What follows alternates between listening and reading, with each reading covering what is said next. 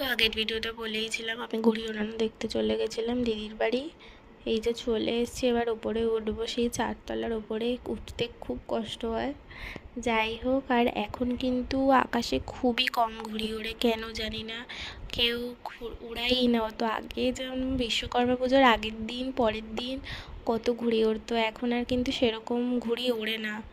তো তোমরা কারা কারা ঘুড়ি উড়িয়েছে এই বছর অবশ্যই আমাকে কিন্তু কমেন্ট করে জানাবে। আর এই যে দেখো ঘরে ঢুকে গেছি, তো দেখি এই যে ফার্স্ট টাইম এই যে দিদি বোনকে কোলে নিয়ে খুব মজা পেয়েছে দেখো।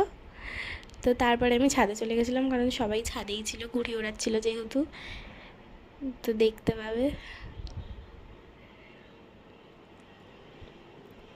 এই যে দেখো সবাই ঘুড়ি ওড়াচ্ছে। আর আমার কিন্তু ঘুড়ি লাটাইয়ের যে সুতোটা, মানে ঘুড়ির যে সুতোটা, ওটাতে আমার খুব ভয় লাগে, কারণ আমি দুবার ধরেছি, আমার দুবারই হাত কেটে গেছিলো। তো এই জন্য আমি একটু দূরেই দাঁড়িয়েছিলাম। আর এই যে এরা সব ঘুড়ি ওড়াচ্ছে দেখো। আর এই যে আমি আর সঞ্চিতা দি এখানে দাঁড়িয়েছিলাম। আর এই যে দেখো নিচের ছাদটাতে বনু আর তিন্নি মিলে এরকম মানে গান চলছে জন্য নাচছিল। আর এই যে সঞ্চিতাদির হাতে দেখো লাটাই ধরিয়ে দিয়েছে, আর ওটা আবার তিন্নি টেনে নিয়ে নিয়েছে যে ও ঘুড়ি ওড়াবে বলে।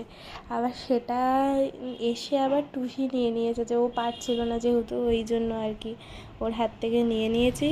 তারপরে এবার দেখবে তিন্নি ওর পছন্দের এই যে ফ্রোজেনের যে মানে ঘুড়ি আছে, ওই ঘুড়ি এখন ওড়ানোর জন্য পাগল হয়ে গেছে। আর আমি এখানে একটু ঢং করছিলাম। আর এই দেখো তিন্নি একটা ঘুড়ি কেটে দিয়েছে, মানে ওকে লাটাই ধরিয়ে দিয়েছিল, বলেছিল ছেড়ে দিতে, ও ছেড়ে দিয়েছে, ব্যাস অন্যজনের ঘুড়িটা কেটে গেছে। ওই জন্যই আর কি ও খুব খুশি হয়েছে যে ঘুড়িটা কেটে গেছে। কিন্তু একটু পরে ওর এই যেই লাটাইটা আর কি ধরে আছে সেই ঘুড়িটাও কেটে গেছিলো ওর আর কি। আর ওই যে ওর ঘুড়ির পাশে হচ্ছে রেডি হচ্ছিলো। তো তারপরে আমি চলে এসেছিলাম সঞ্চিতা দিদিদের ঘরে। তারপরে আমার ব্লগ করা হয়নি, যেহেতু তোমার চার্জ ছিল না। তো আজকের জন্য এইটুকুটা।